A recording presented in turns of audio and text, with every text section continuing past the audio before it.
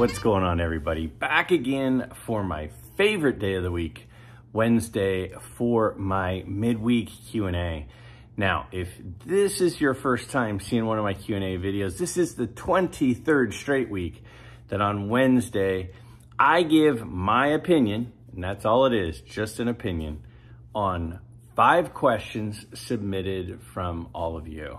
So if you'd like your question to be featured in an upcoming episode, maybe next week even, down below in the comments, just simply in the comments area, put your question, ask your question, and again, every week I will pick 5, although this week I include 6, and you'll see why here in a minute. And I will give you my take on these questions. These are not right or wrong questions, it's just sort of where I am, what I think about it. And as always, I look forward to seeing the things that you do and don't agree with and sharing with me your thoughts in the comments below. So let's go ahead and take a look at our very first question right now. Do you ever think about putting a cap on your pure volume of cards in your collection? Now, volume. I've never been a person who just bought bulk. I've never really collected a ton of commons.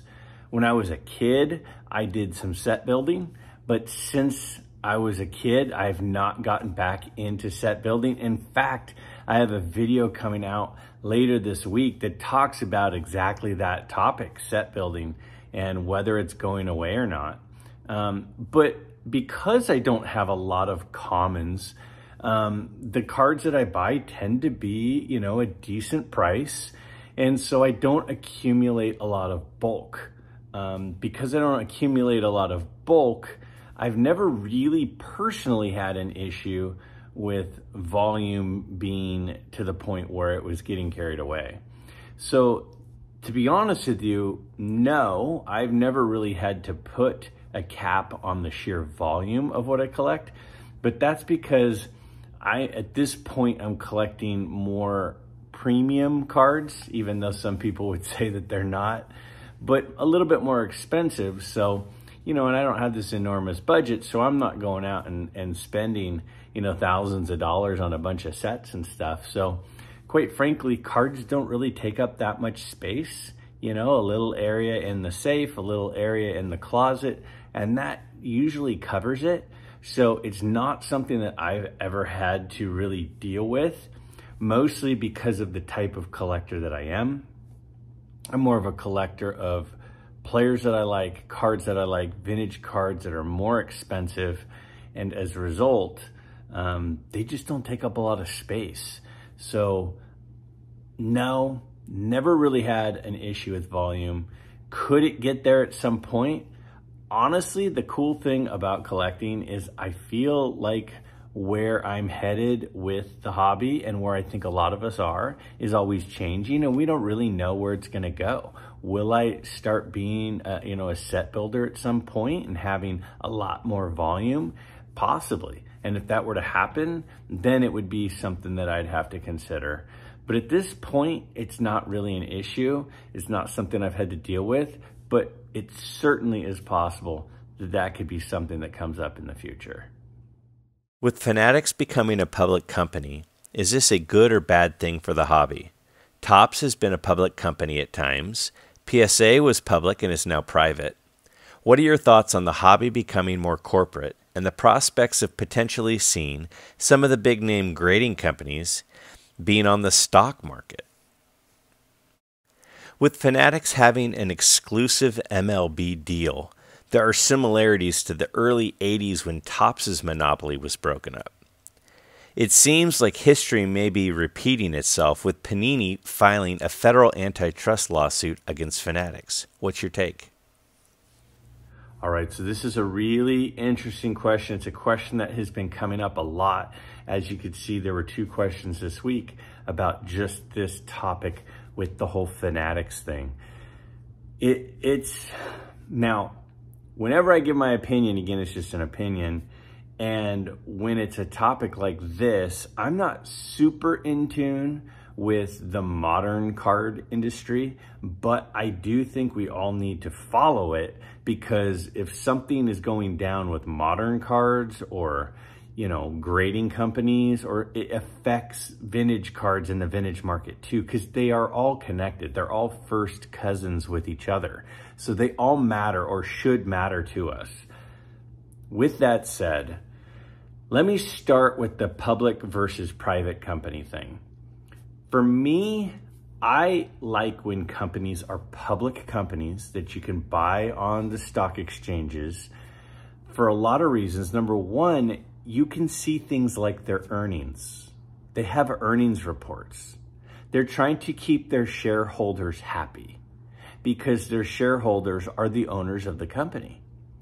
When you have a private company, we don't really know what their earnings are, and the only people they have to make happy are a couple of people who are usually most interested in their bottom line. So when a company is a public company, I feel like there's a lot more transparency with the company. When PSA's parent company went private, when they were purchased recently, and now they're not a public company, we don't know what PSA's earnings are. PSA could be making 10 times what they used to make, or they could be losing money this year. We have no idea because it's a private company.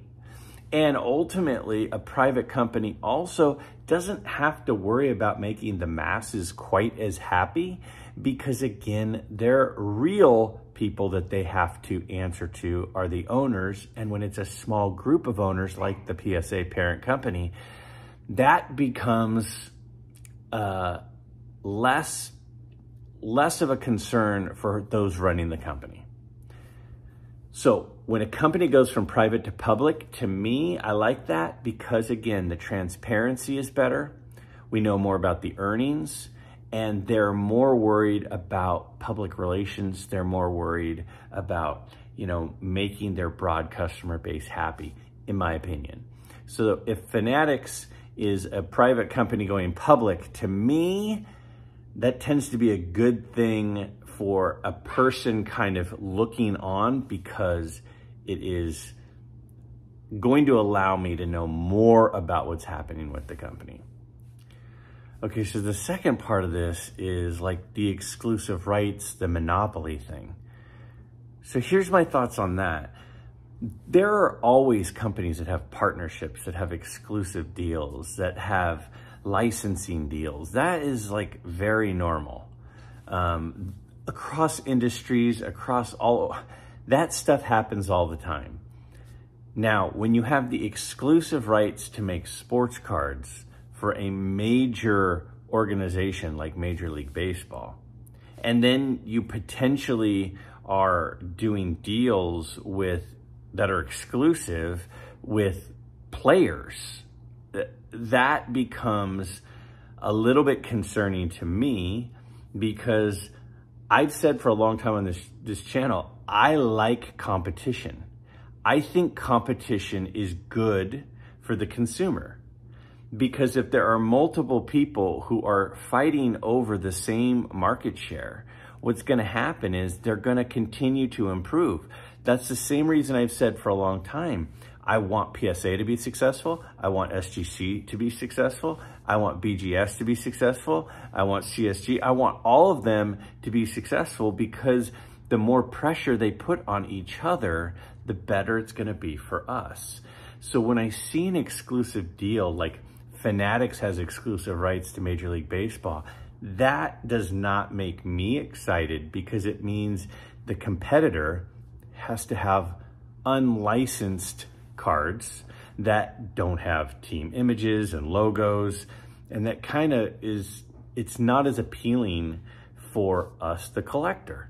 So I don't really like the fact that Panini won't have that right to have licensing with Major League Baseball, and Fanatics will. Now, I do think Fanatics is doing some cool stuff as far as they are thinking outside the box with, you know, the first game ever, you know, the the patches that are on players' uniforms in their first game ever that are then going to go onto cards and packs and things. I think that they're trying to grow the hobby as far as some of the events that they're talking about. I think Panini is probably concerned. They probably should be concerned. And I think that Fanatics is really going to dump a ton of money into marketing. But for me, a collector, we want the health of the hobby to be good. We want multiple companies fighting for our dollars to have us spend money on their products.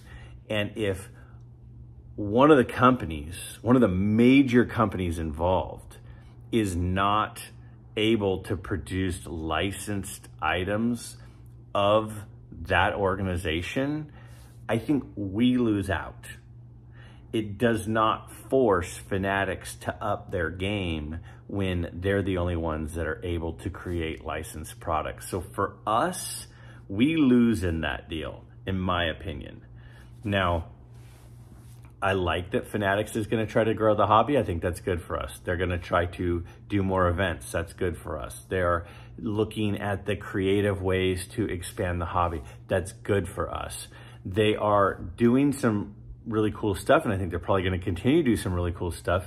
But yeah, it does concern me a little that the competition is being reduced with exclusive rights deals. Because again, at the end of the day, competition is good for us. And I am looking out for us because we are the hobby. Us collectors are the hobby. And if all of a sudden the product quality drops because of an exclusive rights deal, that's not a good thing for the hobby. Think back to the late 80s. I mean, Topps and Donruss and Fleer and Score, they were just pumping out a pretty low quality product. And then Upper Deck showed up and changed the game. It was a much higher quality paper that they used. They had holograms on every card. The coding on the cards was different. It was a different game. The packs were not whack. They had the foil packs. They had this cool stickers inside. The gum that destroyed the cards went away. It changed the game, and the quality of cards went way up because a competitor came in and upped the game, and everyone else had to follow suit. So if there aren't competitors that are coming in to up the game, that worries me. I think there's a great chance that Fanatics is going to make the hobby explode. I also think there's a great chance that the lack of competition in baseball cards, licensed baseball cards, will not have them have a huge incentive to up the quality. So that's my concern. You talk a lot about the 1950s sets. 1951 is the premier year for Topps. What are your thoughts on the red and blue backs? It's crazy how a Hall of Fame rookie of Monty Irvin can be obtained for under $100. Ooh, that's a really good question. A lot of people forget that the first year of Topps was not 1952. It was 1951 with the red backs and the blue backs. And those cards, I'm a huge fan of. Now, I don't have many of them. One of the reasons I don't have many of them is because when I go to shows and stuff where I do a fair amount of my buying, they aren't really out and about that much. And the ones that are sometimes are pretty rough, or they're commons and stuff. I did recently pick up at a show. It was featured in a show video that I went to in Santa Clara, where I picked up a Monty Irvin, and it was like, you know, $70 or $65 or something for a Monty Irvin. And 1951 is the year of his rookie card. So I do have a 51 Monty Irvin Bowman, and I also have a Monty Irvin Redback. And yeah, it is amazing that you can get a Hall of Fame player like that, and you can buy his rookie card in Topps, a name brand, for a very, very affordable price. I am a big fan of the cards. Why do I not have more of them? I don't know. They're on my frequent searches. They're always in my rotation of things I'm looking for. There are some really cool cards in that set. There's a really cool Warren Spahn. There's a really cool Yogi Berra. There aren't it's not a huge set, so there aren't a ton of big names, but there are some big names like the ones that I just mentioned.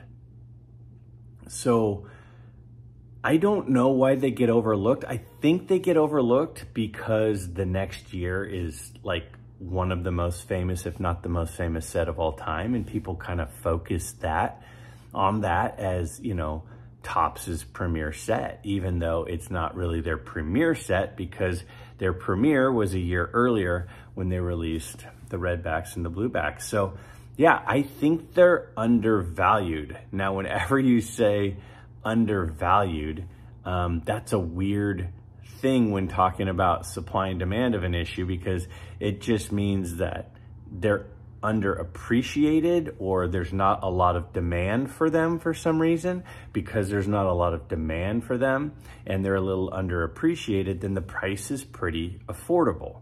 So it is a really great way to be able to afford some all-time great Hall of Famers at pretty reasonable prices.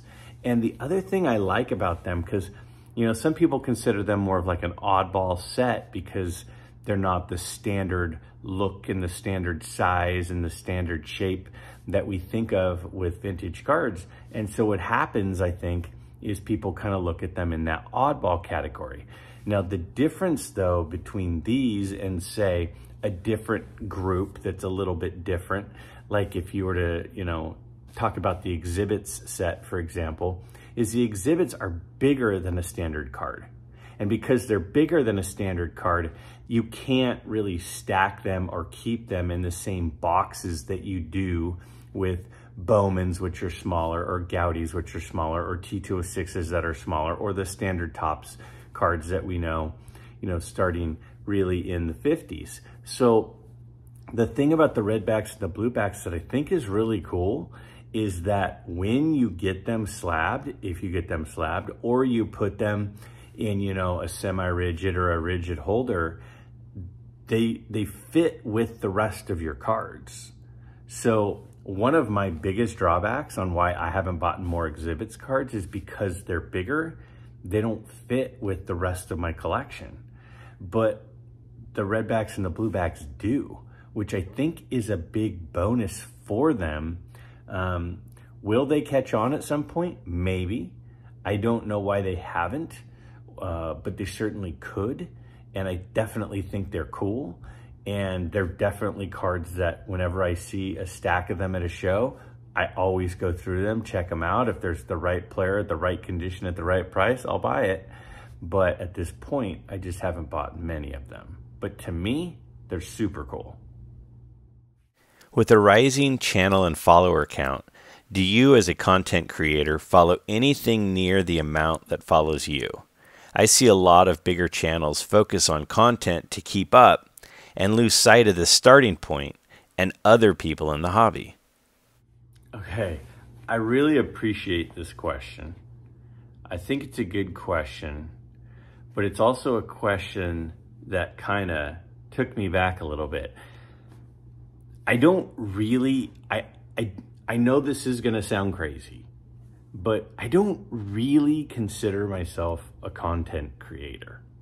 I mean, yeah, I guess I'm a content creator, but to me, like, I don't do Facebook, and I don't do, and I'm talking my personal life. I don't have a personal Facebook account. I don't have a personal Instagram account. I think I have a permanent Twitter account that I haven't posted on in a long time because there's so much negativity out there.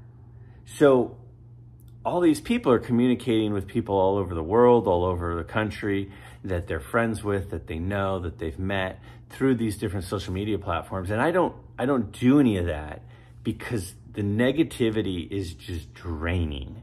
It's just so negative to me. It's toxic to me. So I just don't participate.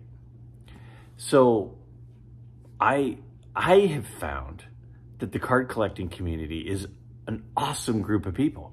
Like, you go to card shows and everybody's so friendly and so nice, and everybody's looking out for each other, and everybody's, you know, buying each other gifts and giving each other things, and it's such a great group of people that I'm like, I'm gonna do YouTube to just share my interests and share my passions and share, you know, my thoughts. And that's where this whole thing started. So yeah, I guess I'm a content creator, but to me, I'm just a guy sitting in front of his couch on his living room floor right now, talking into his phone to a bunch of people who have a similar shared interest. With that said, I understand that connecting with a lot of people and having a platform where other people are hearing opinions and seeing things and questions that I talk about. And that's why most of what I talk about is not this is right, this is wrong. It's just, I'm kind of seeing this, what do you guys think? I'm kind of thinking this, what do you all think? What questions do you have that we can talk about? I'll give you my opinion, but what do you think? That's what my YouTube channel is it's just talking about cards because I love cards and they're fun to talk about. But with that said, I watch as much YouTube of other channels. I watch more YouTube now than I did before I started my channel. And the reason I watch it more now is because I've met more people. So even though I may not have sat in a room and had a meal with some of these people, I still consider them my friends. And many people who comment on my videos, like, I know them by their, you know, little logo avatar thing and their username, and I maybe haven't met you, but I'm interested in what you have to say. And so the reason I think I watch more is because I feel like there's more people that I know. And because there are more people that I know, I'm interested in what they're talking about and what they're collecting and they're interested in. Just like if, you know, you had a friend who was, you know, if I'm a 49er fan and I have a friend who's a Chargers fan and we go to a barbecue together and we talk about our football teams and how they're going to do this year.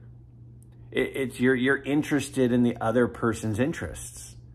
So I watch more now because these people that I know, they're sharing their interests and I'm interested in their interests. So I definitely think I watch more, but I don't feel like my videos are, you know, better than theirs or worse than theirs. I just like talking about cards and looking at cards. And I'll be driving down the road and I'll go, man, it seemed like the other day when I was watching a bunch of videos on the National that a lot of people were buying vintage autographs on vintage cards. Did other people notice that too?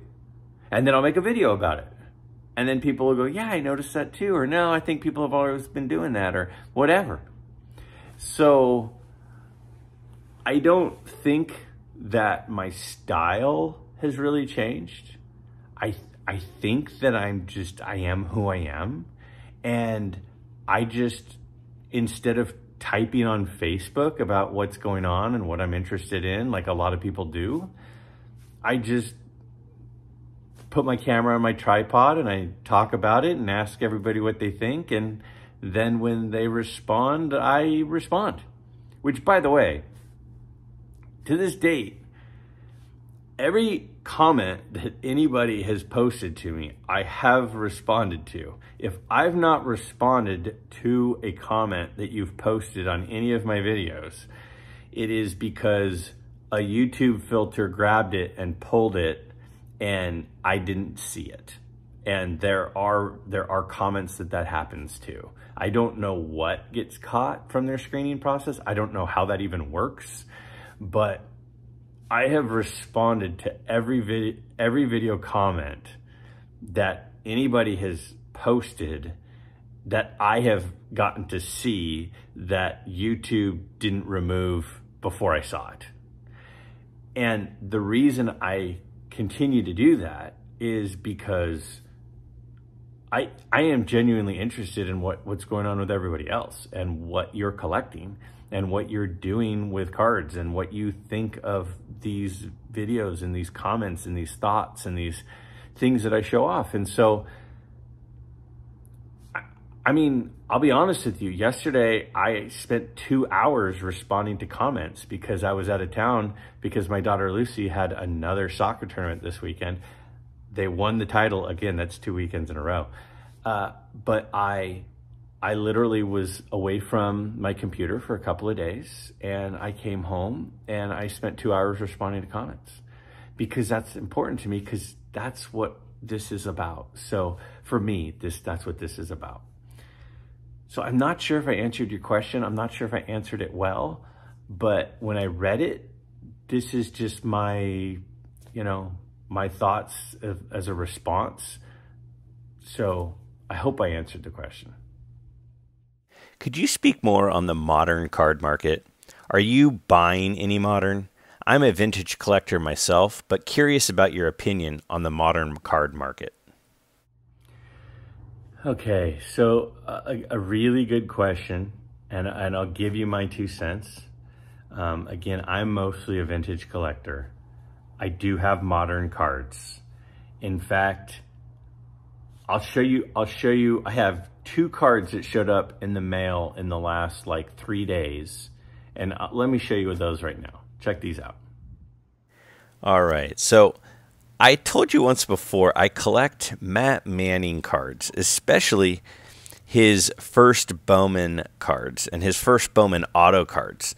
So these first few are just his regular paper base auto. This one, however, is numbered. This is the refractor out of 499. And I collect Matt because he's a former student of mine. He recently was part of a Tigers combined no-hitter. Here's another one. This one is out of 249. And this is the purple one. So I have the refractor and I have the purple. And then here I have another purple of his. And again, these are all the first Bowman autos. And then I have, this is the out of 99, the green. And these ones are in PSA. Now I have BGS, PSA, SGC. Doesn't really matter to me. I just like collecting Matt's cards. Again, because he was a former student and he's a super great guy. And I root hard for Matt. And here's another green one out of 99. And then I also have an orange out of 25. So I'd love to complete the rainbow, but I realize that the red out of 5 and the Superfractor are probably not going to be coming up for sale. And if so, they'd be out of my price range. But I recently picked up this out of 149. This is his blue. And that was a recent pickup of mine. I got a good deal on. And then I picked up the gold. So I got the gold in a 910. And this is a BGS. And the gold is out of 50. So I now have a whole bunch of them. So yeah, I collect modern cards too. But again, to me, it's collect what you like. Now, will a Matt Manning, gold out of 50, first Bowman auto be worth, much money in 10 years? Honestly, it doesn't matter.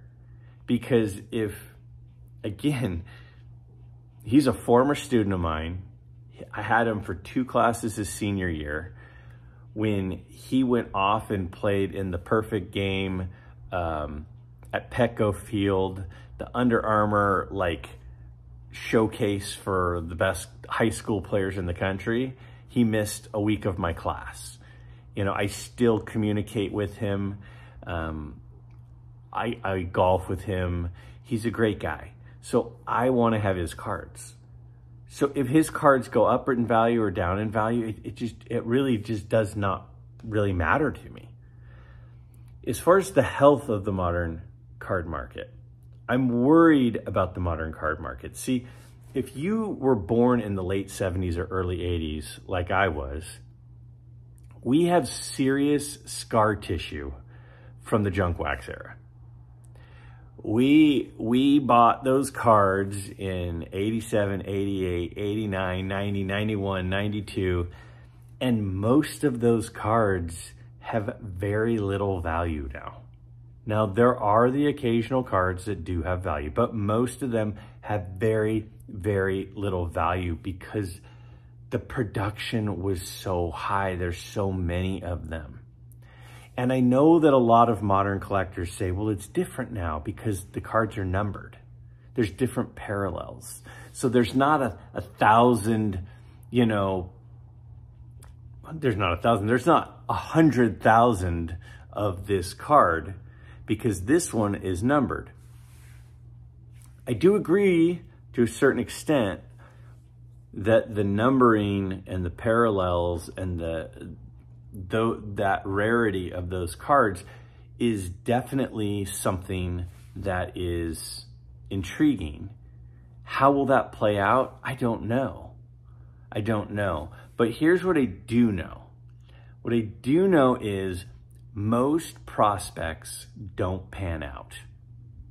So when people are buying, you know, just drafted quarterbacks and just drafted, you know, high school prospects in baseball and just drafted out of, you know, North Carolina basketball players, you're literally, in my opinion, throwing darts at a dartboard, hoping that one of them hits the guy that you want. Now, it's fun to gamble. It's fun to go to a slot machine and pull a lever, you know, but the chances of you winning aren't high. Could you win? Sure.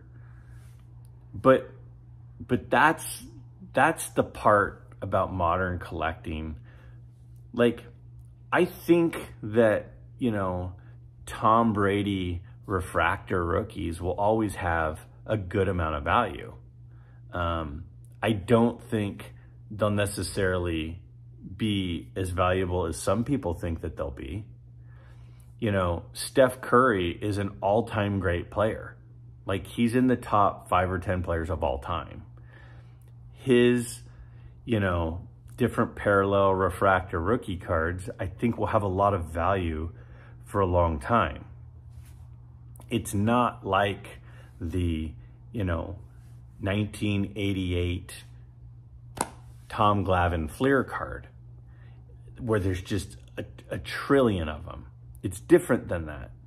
How it pans out, I don't know. But again, you have to remember, those of us that collected in the late 80s, early 90s have massive scar tissue about these cards being borderline worthless outside of a handful of cards.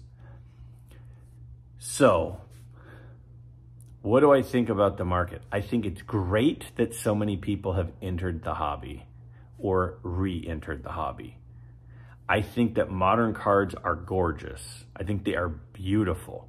I think that modern cards, the quality control is 100 times better than it was in past decades. I mean, they're really well-made cards.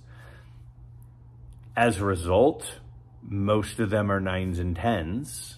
So condition is rarely an issue, which, you know, and they get pulled from packs and immediately go in protection. Whereas, you know, a 1933 Gaudi, there was no protection. People thought they were protecting the card by pasting it into an album, and they were ruining it. Like, so I love how many people are in the hobby. I'm deeply concerned about the production of modern cards and how many there are. And even the serial numbered cards, I don't know how that's gonna play out, but personally, it makes me nervous. It makes me think, I don't really know how this is gonna go. But if there's a player that I like, if there's a player that I root for, then sure, I have no problem spending a small amount of money on their cards. It's when we start spending, you know, the same amount of money on, you know, a Joe Burrow card as we would spend on a Ty Cobb card that I start to wonder if that's a move that I would recommend. So I think there's a little bit of a bubble. I don't know what's going to happen with the serial numbered cards. I think the cards are beautiful. I think a ton of people have entered the hobby. I hope they stay in the hobby. I hope this is not junk wax part 2. But I just don't know how this is going to play out. And for me, it's risky. And so for me, I'm kind of like, I'm going to let somebody else do that, because I think there's always going to be a demand for like a Hank Aaron rookie card, or a Hank Aaron 1956 Jackie Robinson, or you know, a 1960 Carl Yastrzemski. I think there's always going to be demand for that. I think there's a fixed supply of that. I think we kind of know at this point how many of those are out there. So I'm just going to stick with that, because that's where my interests are anyway.